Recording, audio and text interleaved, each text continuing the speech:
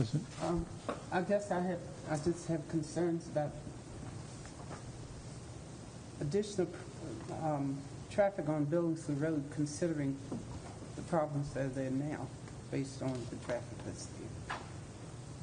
And am I understanding you to say that you feel it would be okay? What I've explained is that the traffic studies required to be prepared have demonstrated that the two access points will operate at acceptable levels of service. But again, that's a measurement of the operation of those access points, the movement of traffic in and out of the project as it relates to Billingsley Road. The primary intersection of importance is at 227 and Billingsley Road, where we determined that an adverse impact would occur. And to that end, the mitigation proposal will satisfy that problem by creating an improvement that will provide the capacity necessary for those left-turning vehicles. But I guess in answer to your question, the study does not assess the entire viability of Billingsley Road. And again, that's not a requirement under current provisions. John, I have a question. There was some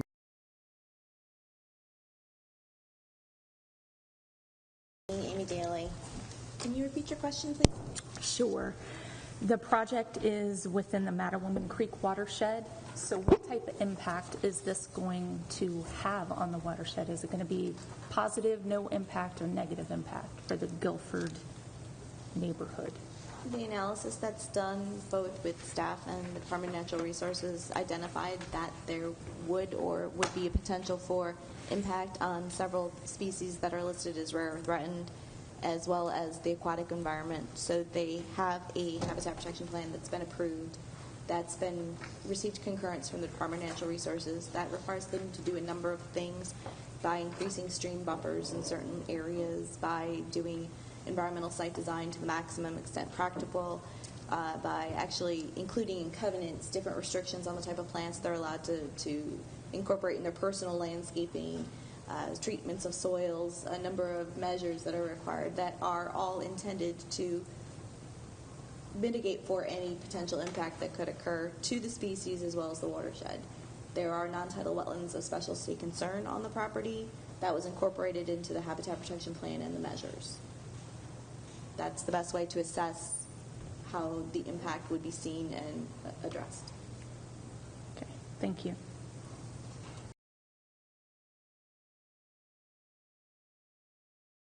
And those were also deeded as easements. Okay, that explains it. Thank you. Any questions of the applicant? Mr. Chair, I don't have any questions, but I have two concerns. The fact that my colleague brought up it's in the Mattawoman watershed concerns me, and number two, my other colleague to my right that brought up the issue of traffic. I have real concerns about that when you already have a traffic problem up there.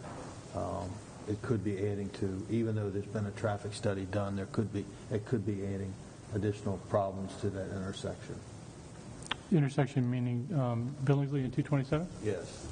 I think, is John still here?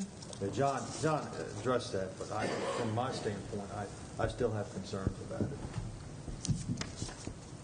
Okay.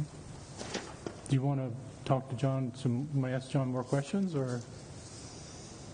No, it's just I have concerns. He answered the questions that I have, but I'm just concerned about it. Okay. John, can I ask a question about that? Are you still? I can't see you over there. Billingsley is, as we all know, a dangerous road. Thank you, gentlemen. Yeah. Dangerous road. Is that part, that western part of Billingsley, safer than the eastern part, or? That's a really difficult question to even attempt to answer. We can tell the board that the county is proceeding with a study, a funded CIP study, looking at improvements to existing Billingsley Road that could be done within the existing right-of-way to help improve the functionality and safety of the road. Excuse me, and that study is underway, and the result of that study may point to some improvements that the county could make in terms of geometric changes that will improve the overall safety of the road. So yes, there's no question. Everyone is aware that it's an antiquated, narrow, old road. But from that standpoint, this application has met their tests in terms of the impact that this particular project may have on intersections in particular, and they have passed the test in terms of their mitigation proposal. Will they be improving the whole section of Billingsley? They're only by statute required to improve the frontage improvements that their property has on existing Billingsley Road. Just the two exits? Yeah, there's about 2,600 feet of frontage improvements that this project will build, in addition to the two entrances, which will include accel, decel, and bypass lanes, so that the functionality of cars entering and exiting the project will be up to current standards. Further east on Billingsley Road, you're going to have the same conditions, obviously. Yeah, as you can see in the report, there's a substantial amount of improvements that are required, as Mr. Mudd pointed out earlier in his report.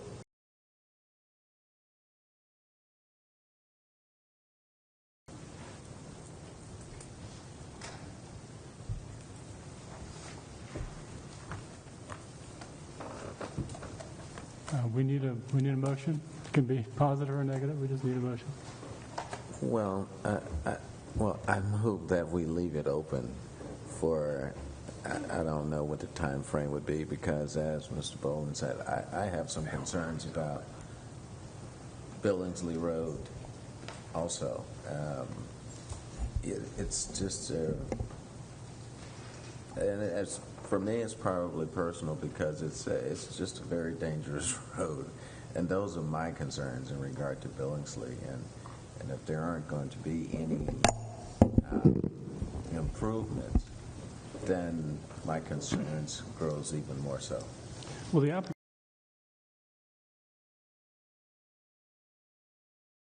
specific concerns about traffic or the environmental impacts, and you would like us to go back and look at those again, I could suggest that you table the request and have us do that and bring it back to you in more details. Otherwise, what's before you tonight is a motion to approve or deny. Right.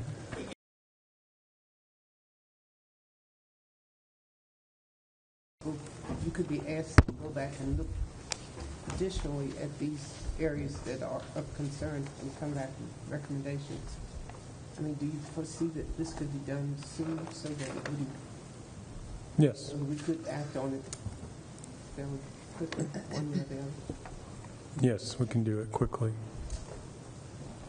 Essentially, we would go back, look at the criteria, document, what's been done. If there's anything that we've missed or that they could offer to help, give you a greater sense of ease about the project regarding these two issues, we could do that if you're so inclined. Otherwise, we would look to you to vote this evening. Steve, is it too unrealistic to have it come back before the Planning Commission at their next meeting, or is that too short of a time frame?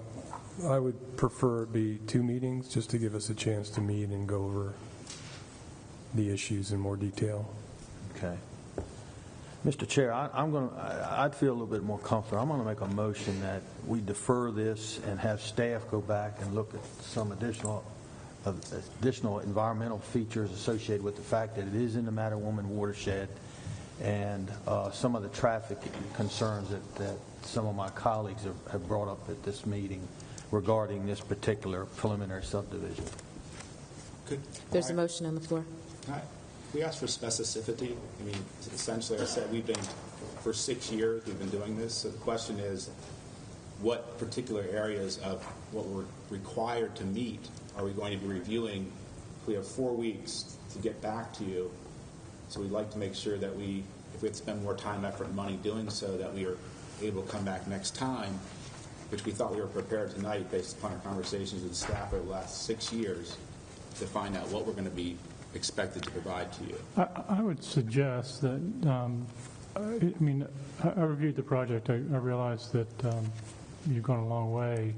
Maybe if you come back and talk a little bit more about environmental site design a little bit more about the wetlands protection, the forest conservation, illustrate that for the members of the Planning Commission. Talk a little bit more about your habitat conservation plan, what the elements are there that you're trying to protect and how you're going to protect them. In terms of the traffic, I think maybe if the staff would come back and talk a little bit more about, accidents on Billingsley, what's the rate of accidents, where they have occurred in the past, how this might impact the safety of Billingsley. I'm trying to channel Mr. Bowling here. Just so we have a better idea of exactly what the safety and environmental impacts might be and what the applicant has done so far to mitigate those. I think this is partly on you, I think, to explain in more detail your environmental features of the development, and probably more on the staff to explain what the problems are in Billingsley and whether, your opinion of whether this development will significantly make those worse and affect public safety. Is that? Yes, that's good advice. Thank you. Thank you. Buddy, is that satisfying? And I fully understand. The individuals, but yeah, that satisfies what I'd like to see looked at. Okay. So we're the motion is to defer this for two meetings. Is there a second? Second. Any questions or comments about what we're asking the staff and the applicant to do? Are those in favor of deferring this item for 2 weeks, or actually 4 weeks, 2 meetings? Say aye. Do you have a question, Ken? I'm sorry. No. February 9th. Okay. To February 9th meeting. Okay.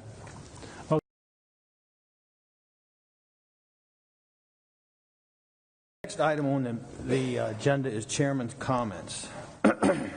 This evening we have 4 items on the agenda: Nellie Woods, Smith Point Reserve, the Yoder property, and a preliminary subdivision, Guilford. And I would just like to, and I know there's been a lot of comments written and verbally made about one particular item on the agenda, and I want to caution people that there is a county policy that limits public comments during the personal appearance regarding items that are on the agenda.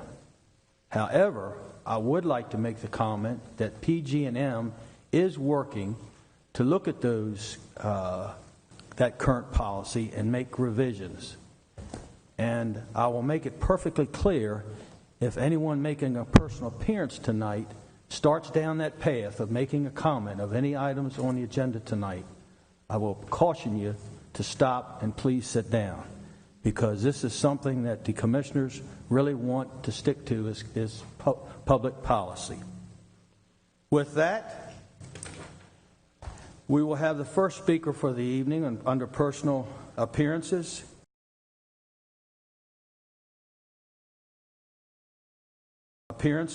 Mr. Ken Hastings.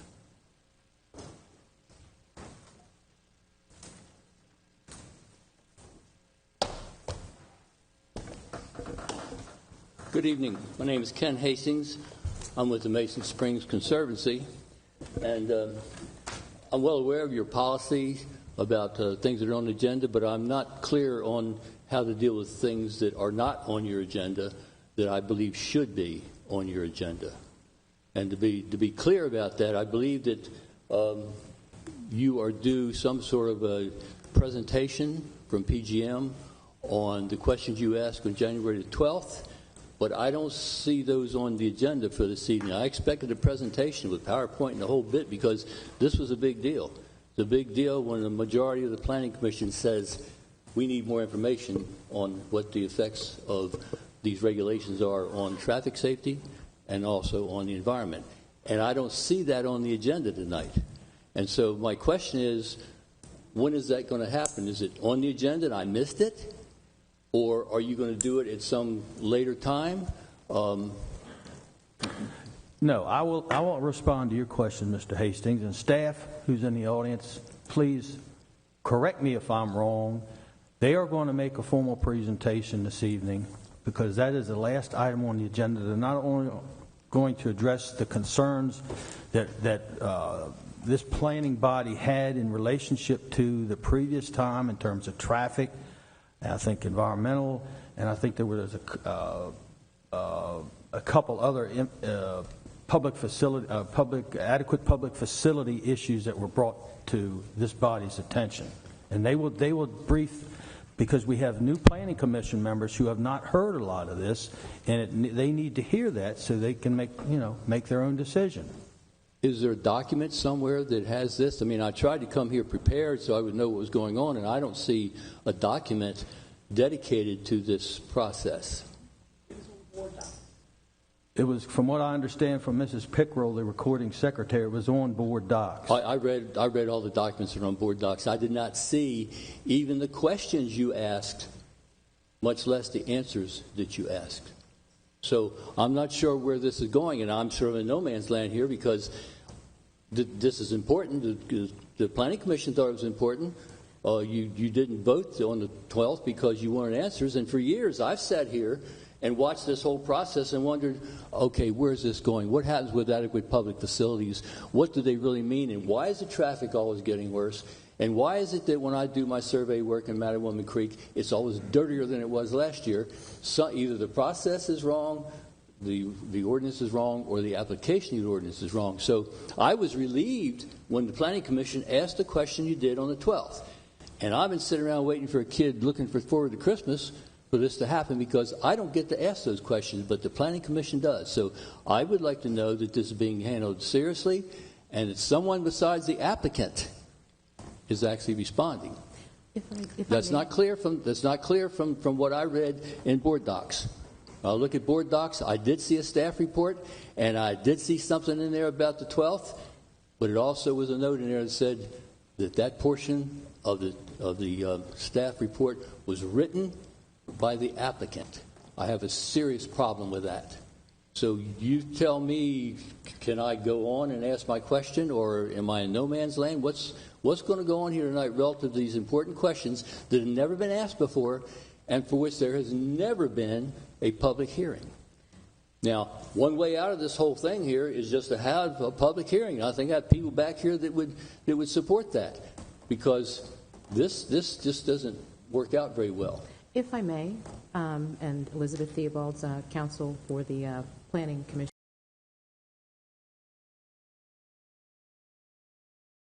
The prior Planning Commission, or the ones without our new members right now.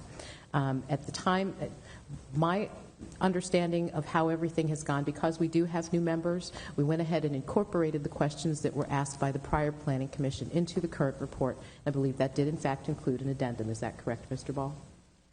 So therefore, that should have already been incorporated into it. We've done, I believe it was staff's belief that to give too many documents was not going to make sense to this planning board, so that they could go ahead and hear everything from the very beginning to the very end, including the concerns that were raised by the planning commission. And I'm all for that, but you said we have incorporated them into the plan. Staff, but staff did not write the comments that are addressing the Planning Commission's issues on the 12th. It says so right in the staff report. So if that's the case, if that is really true, then I want a piece of the action.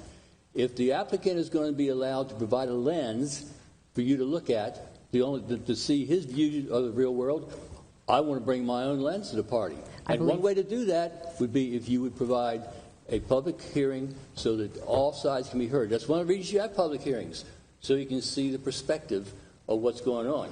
I don't know enough to debate this subject tonight. I came here tonight hoping that I was going to learn something new. I didn't come all this way to sit and listen to the same snow job that the applicant has been giving all along. I want to see something concrete, and if that's not going to happen, then we should have a public hearing. I should get my chance.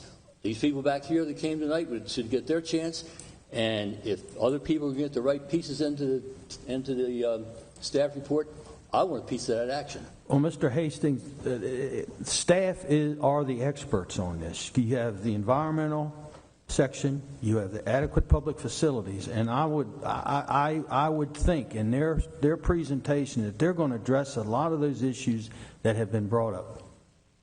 And I'm hoping that, and I've always thought that before, but I've read a lot of staff reports. I never saw one before where credit for the data in the document was given to the applicant. It's always been the staff, and I've always been ready to accept the fact that they are the experts. We pay them to be the experts. They do this day to day, and they know a lot more about this than I do. I come here to be educated. They're already educated. But I don't come here to be educated just to hear what the applicant has to say. So I'm going to sit here, and that's going to be my lens, because I've already read the report. And I know I can't talk about the report, and I don't want to talk about the report here. What I want to see, I'd like to see a public hearing to cover these areas that have never been covered before, and for which there's no precedent. And now you, the Planning Commission, only have the applicant's opinion to make your decision on, unless there's going to be a lot more to this report than you provided in board docs. Well, this body can certainly ask, especially the new members, can ask as many questions as they would like to staff, and some of those questions may be reflective of what some of the questions that we asked back, I don't know, several months ago, and I might have some questions too to ask staff. So we can certainly do our best we can to bring those issues to the light and have staff address them. Okay, and I'll be happy with that. I think you should probably start off with a statement of the questions to make sure that they're covered, because what I saw in the board docs was not that. Thank you. Thank you, Mr. Hastings.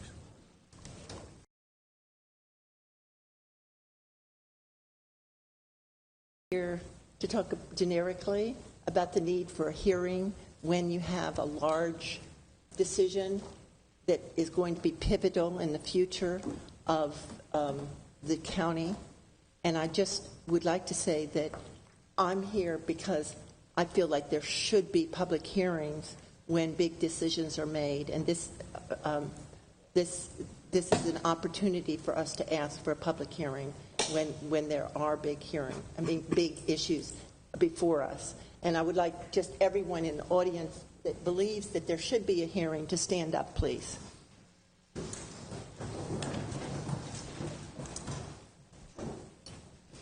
Everyone came out just to say that they want a public hearing when big issues come before the Planning Commission. Thank you. Thank you, Ms. Beck.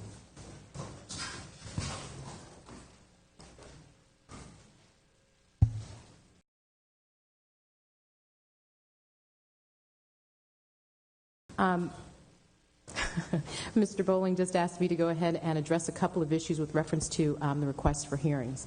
One of the things that I know that the Planning Commission members have really struggled with is the fact that this review process at this point in the development and application process actually is an administrative hearing. And at this point, regrettably, the process does not allow for a public hearing and public comment. There are a couple of concerns for that.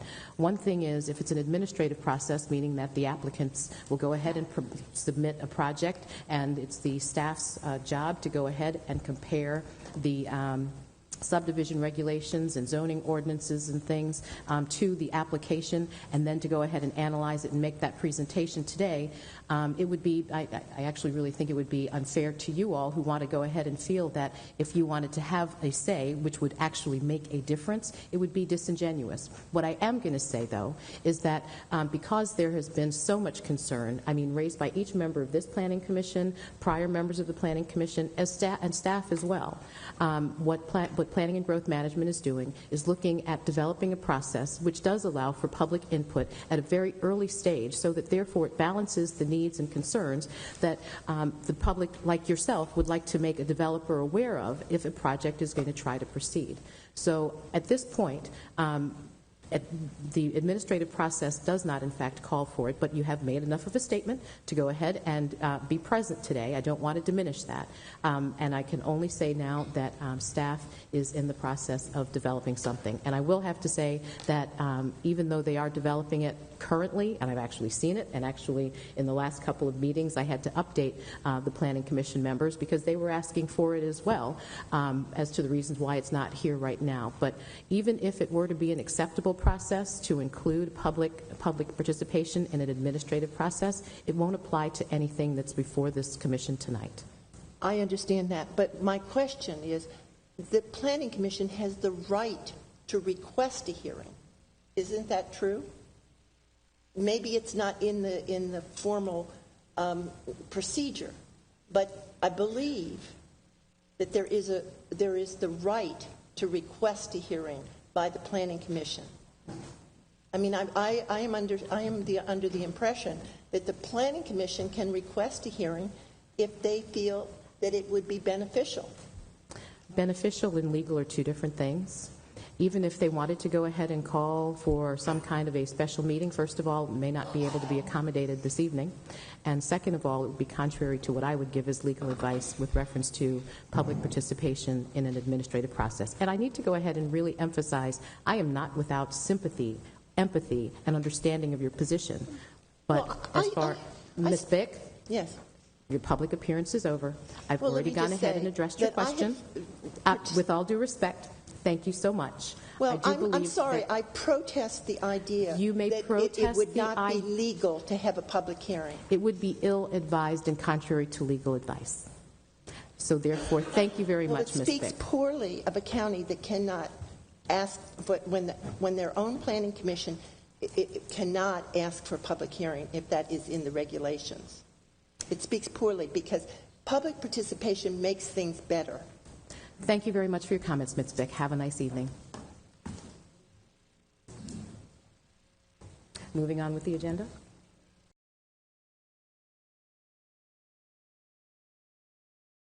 Good evening, members of the board. I'm Joey Adams-Ruskowski, and I just wanted to make an opening statement to you tonight before Heather Kelly actually provides you with the presentation. Given the comments that we received earlier this evening, I actually looked up the minutes from the previous meeting at which Guilford subdivision was brought before this board, and I just wanted to read an excerpt from those. And it says, in particular, they, being the Planning Commission, were concerned about environmental site design, forest conservation, habitat protection, transportation access, accident data in the area, and traffic safety concerns. And that's reading from the minutes. So that's for the benefit of those that were not present and prior at that meeting in, I believe it was January. So I just wanted to read that into the record and assure you that our staff report, the previous report, and this current report have all those details. And I believe Heather is going to briefly give you a presentation of those, and Mr. Mudd from our Resource and Infrastructure Management will follow up with some comments on traffic and APF information, as we typically do with every presentation. And just a reminder that given that this is a new board, we thought it would be best if we not necessarily start over, but we give you the full presentation. So without further ado.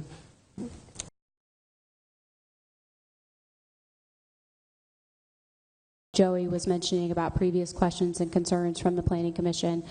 There was a discussion at the January 12th meeting with some of our environmental staff where they answered some questions, and then direction for staff to go back and acquire more information from the applicant. That's the intent of the addendum that's included in your report. That's information from the applicant with some additional data and details that may have been in the plan or in the staff report, but that they just brought to the forefront to highlight that information. Of course, if there's additional questions, we can always go back and acquire more information. But on that note, I'll turn it over to Mr. Mudd of Resource and Infrastructure Management.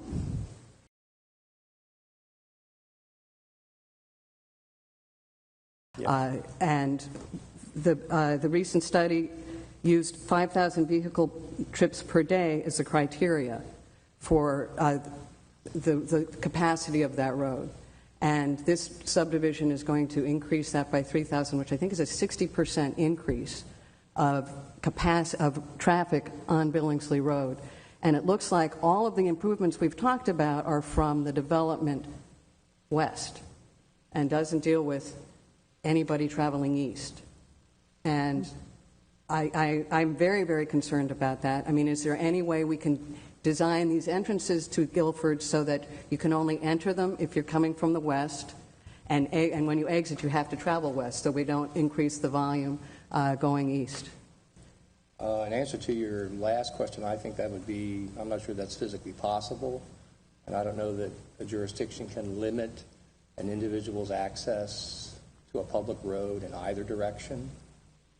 Again, that's really more of a legal question, but from a physical standpoint, I'm not sure you could configure the entrances to be that restrictive to just the residents of that subdivision. Because obviously if they could turn west, they would probably head a little bit west and turn around in somebody's driveway and go the other direction. Okay. So I'm not sure there's really a solution to that approach. Just my viewpoint.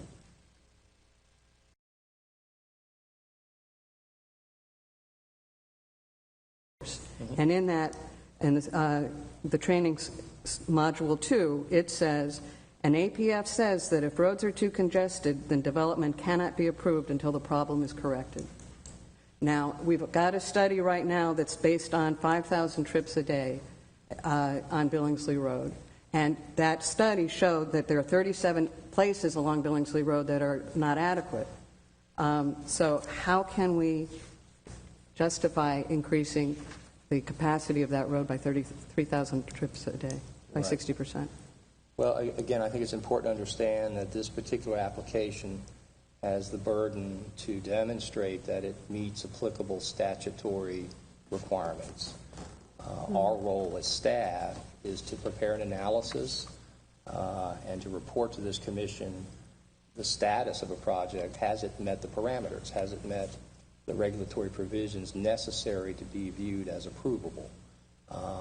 And basically what our report is saying is that this particular project has met the statutory requirements for it to be approved based on traffic and based on APF provisions. The issues of safety and accident data and such really are not relevant to the test and the manual and the aspects that go into an APF traffic study. With that being said, it's important to understand that safety is inherent, clearly inherent in every ordinance that's ever produced within Charles County. The Charles County Road Ordinance and all of its specifications for road design is based on the safest potential road possible to be built. So again, safety, I'm not trying to make light of safety, but certainly all of the regulations we administer have a safety provision built in. So we certainly recognize that as an important facet of all these regulations and what we do. But in terms of this particular project and in regard to the limitations and requirements of the ordinance, staff finds that the project has met the test.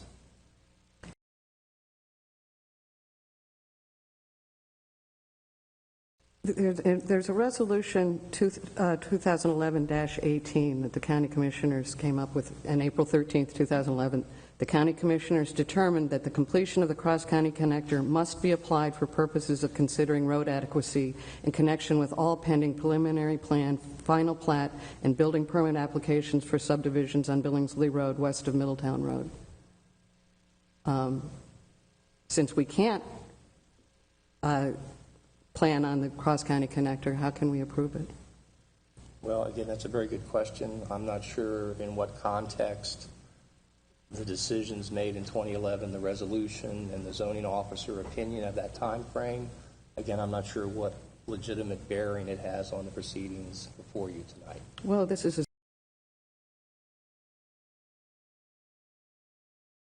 a future condition if the project is built. And that's only at only those intersections or that intersection. Correct. Yeah. The traffic study again is not looking at conditions today. It's looking at the future impact that this project will have. I guess that's where the problem that I have is because we're only talking about, and I know that's what you guys brought up at the last meeting was with the APFO and the traffic studies.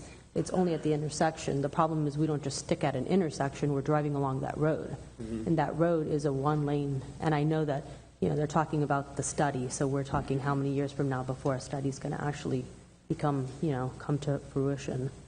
That road is already jam-packed.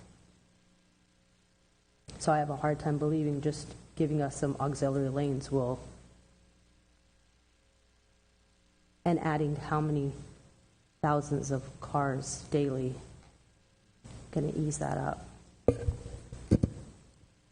If I could address that.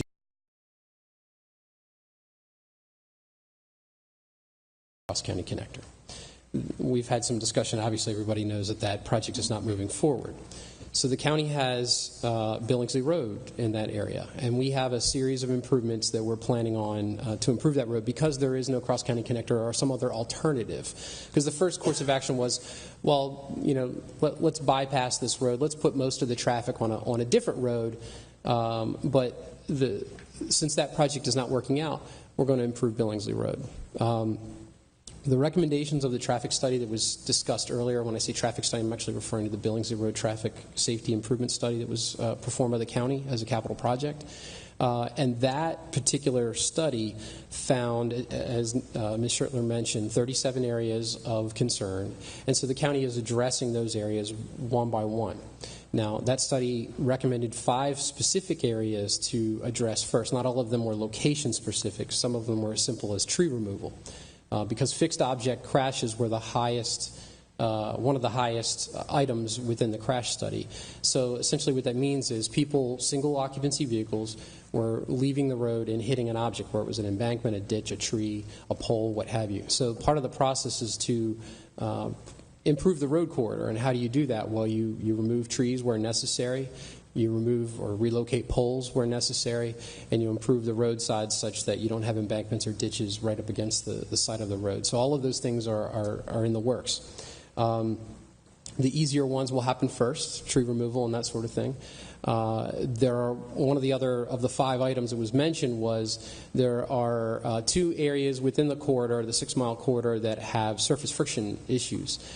Many of them have already been improved. Our public works group goes out there and essentially applies a surface friction course to the pavement, and that we've seen crashes go dramatically down since 2009 when that was first addressed. There are still accidents within the corridor, and those will improve over time as we improve the road.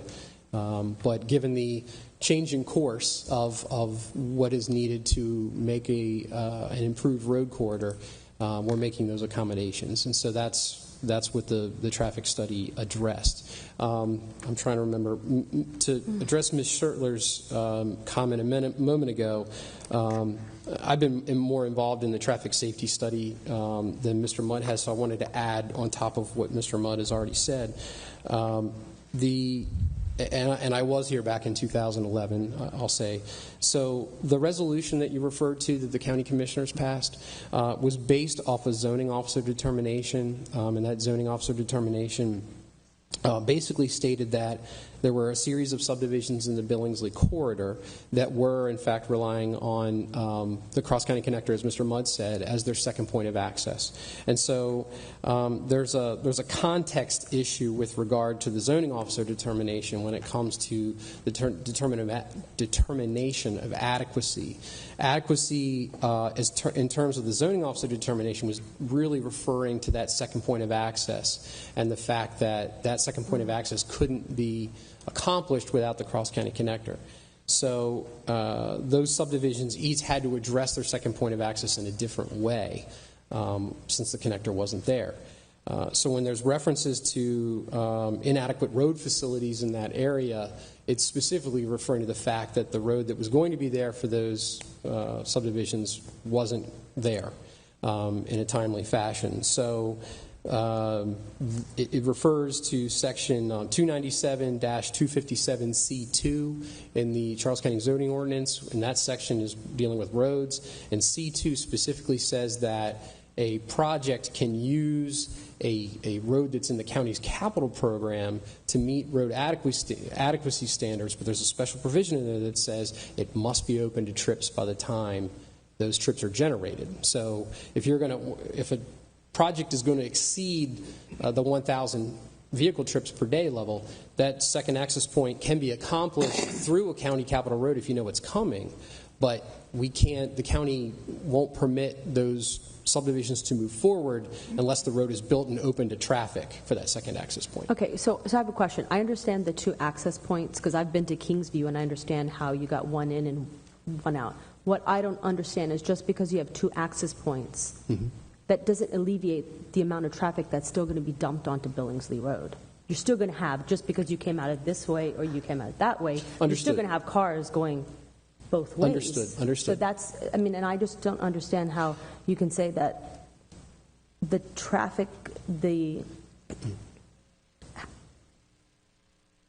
I understand that the study's being done, and eventually that study was already going to be done, and those issues have already been taking place for so long, yes, despite this. So now we're going to add an additional over 3,000 more cars coming that way.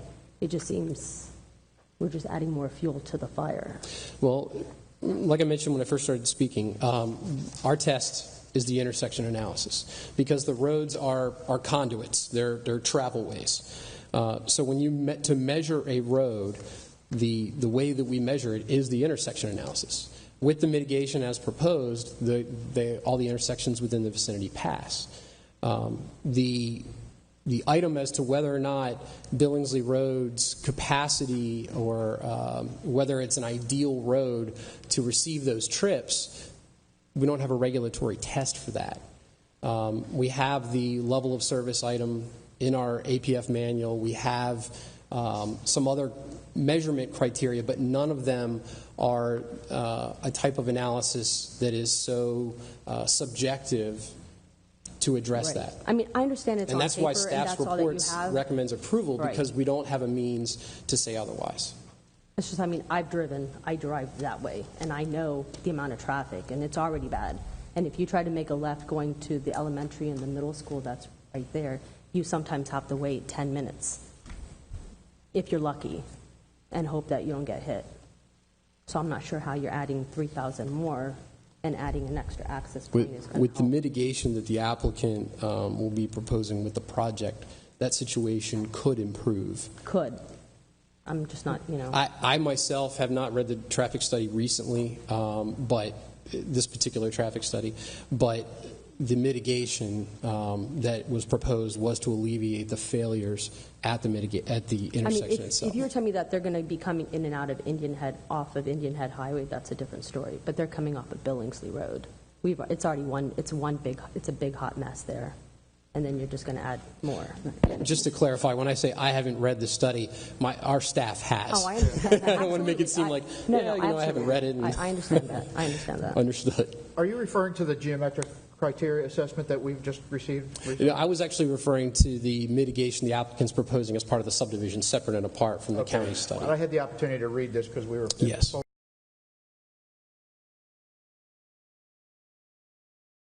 Guilford it's being included in this study? No. It's not. No, it is not. So this study is just that is what a study we of have. existing conditions Correct. only. Right. So you have Kingsview, Highgrove. These are the guys that it's already affecting. Correct. Okay. So Yes, it has it nothing to do with Guilford. existing conditions from last year, essentially, Right. and it did Right. an So evaluation it's saying of crash history. We already know that there's a problem. This is how we're going to fix it for the Correct. current situation. Not Correct. if we add It this. makes no assumptions on any proposed Right. subdivisions at all. Right. Exactly. Okay. But the mitigation does, in fact, improve the road. Yes. Yes, The it current would bring it up to situation. the standard that the study says it should be improved to. But the study's standard is based on 5,000 trips, not 8,000, 9,000. Well, to be specific, the study says 5,000 west of Bennsville Road and 7,500 east of Bennsville Road is what the specific study says. That's not saying that's not measuring that in any particular grade level. That's basically saying we took account of traffic out there today. There's 5,000 on this side of 229. There's 7,500 on that side of 229. So that's not even in the vicinity of where we're talking about, because it's the 5,000. This project is all the way on the other side. Yeah. Of the end. It's within the 5,000 It's the trips per day 5,000. corridor. And we're talking about a 60% increase in that volume with Guilford, which wasn't addressed in this. And we have to. And Mr. Mudd said we can't tell those guys not to head east over the bridge and into the woods there. But that study also would not say that 3,000 additional trips would make the road fail, per se. Well, it's already failing. I mean, it failed in 37 different locations. No, it didn't say it failed. It said it was below the standard. Okay. Well, the truth of the matter is many of our folks commute, and they commute most of them go up into D.C. and Northern Virginia. Yes. If I lived in this subdivision, I'd be going up Indian Head Highway. Yes. Yes, that's the logical path.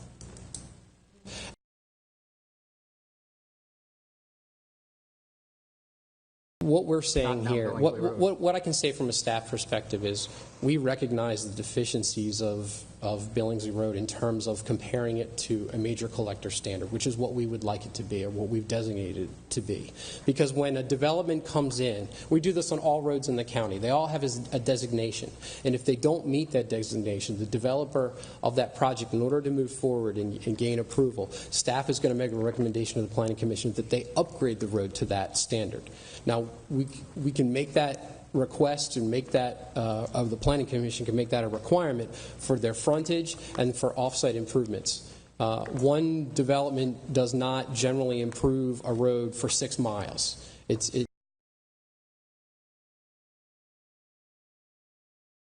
Statutory requirements don't deal with anything east of the last intersection.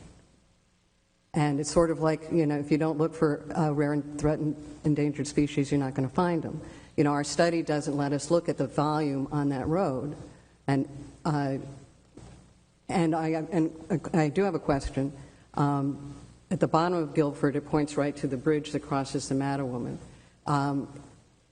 Is it even possible to widen that bridge, given the environmental sensitivity of it? Why would you need to widen the bridge? Again, we're talking about a road that is, Mr. Mudd said it's an antiquated, dangerous road. Certainly, but the road has adequate lane width and adequate shoulders on it itself, if I recall. Billingsley Road does? The bridge does. Oh, okay. But the bridge is adequate for the road section. I believe what you're referring to is portions of the road outside of the bridge. Okay.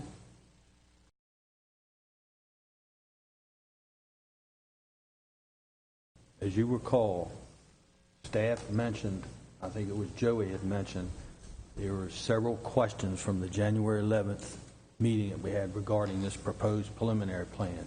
Do you feel that staff has addressed all those items that were brought to our attention this evening? I think they have. I think they have addressed those findings. And they also, as a result of it, have recommended approval of this preliminary plan. I still have some. May I finish? I am prepared to entertain a motion at this point.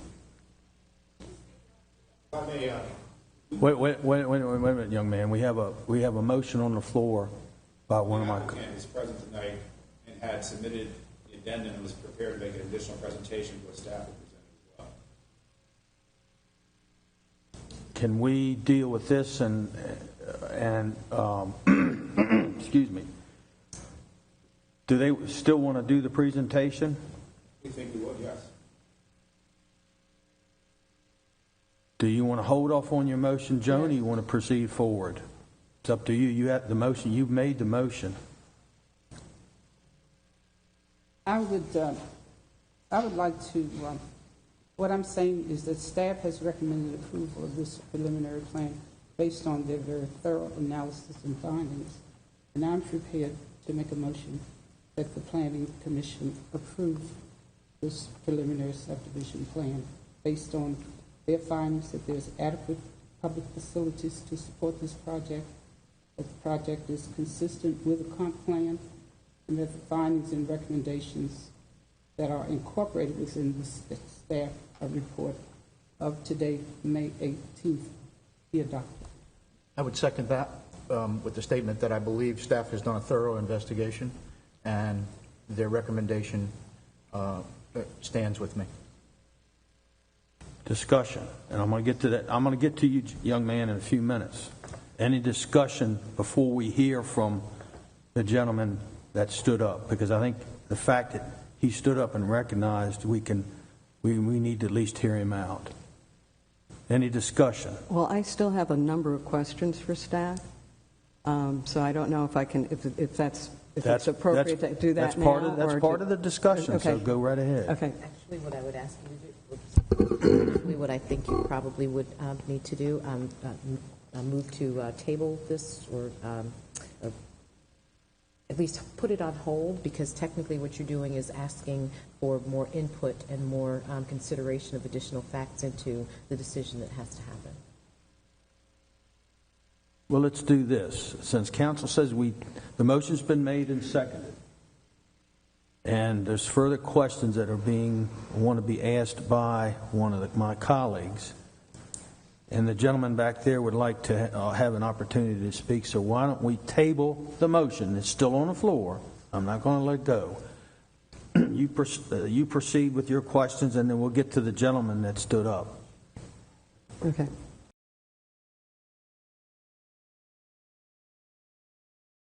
.82 acres is 2% of the watershed's 60,300 acres. That's from the staff report. My question is that number 60,300 acres, is that just the Charles County portion of the Mattawoman watershed? Can you refer to the page number? Yeah, staff addendum 2DII, 3 I's. It's the third page, including the cover.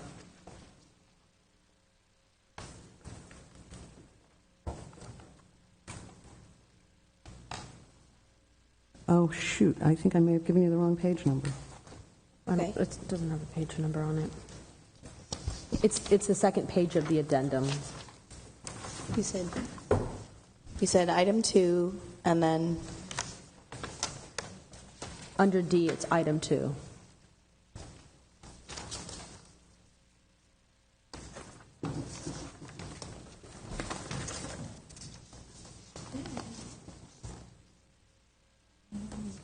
But that's not it. So I've given the wrong page. I don't see a page number on here. I had it staffed. No, it's Just there's no page number. It's essentially the 3-page Here cover. it is. Yes, I'm sorry, 2D. It's on D3. D3? Little d, little i's, 3 I's. I would defer to the applicant. That's the applicant's addendum. Okay.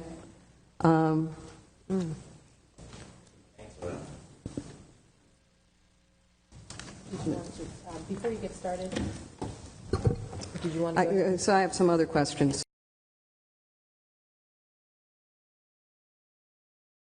Do you see, and I think this was previously asked by another Planning Commission member, but I'll just repeat it. Do you see the environmental impact improving or staying the same? It is a qualitative judgment that you're requesting, and based on the information that we've been provided by our scientific advisor, which is the Department of Natural Resources, the plan has been deemed sufficient. Whether or not there's a qualitative improvement or a decrease in quality, that's not something that's assessed under our codes. We simply provide an awareness of the species that are listed. We coordinate with the Department of Natural Resources, and we ensure that the protections provided are sufficient to be consistent with their programs and our code. And that's been done.